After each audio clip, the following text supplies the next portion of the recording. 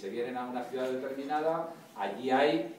por supuesto, cocineros, hay gente de alta gastronomía, hay gente de gastronomía popular que hay que defender con las uñas y los dientes, porque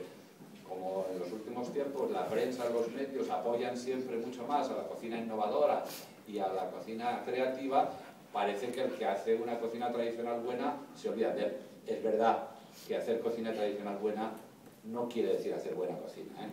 O sea, se hacen cochinadas muchas en la cocina tradicional y en la moderna, en ambas. Lo que tenemos que ser es suficientemente críticos con nosotros mismos para mejorar, para hacer las cosas mejor. Yo me acuerdo que una de las primeras reuniones que tuvimos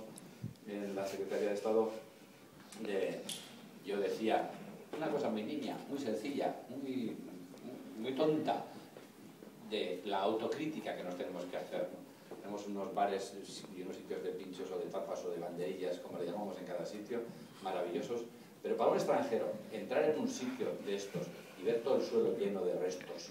de lo que sea, o entrar en unos servicios que están hechos un asco o tal o cual, es un shock que les impide ver lo que había detrás, que era buenísimo. Entonces creo que tenemos que saber ser suficientemente autocríticos con nosotros mismos, porque virtudes la gastronomía española tiene muchísimas, pero defectos también, y esos defectos solamente se pueden subsanar si se reconocen, y no basta tampoco con reconocer, sí, es verdad, tienes razón, pero voy a seguir igual. No, lo que tenemos que hacer es mejorar, y yo creo que en esta nueva era en la que hemos juntado los destinos turísticos con la FED, con las asociaciones de cocineros, yo creo que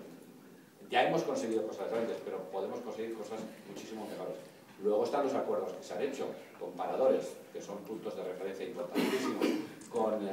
el Instituto Cervantes, que es precisamente una de las cosas a mimar mucho, las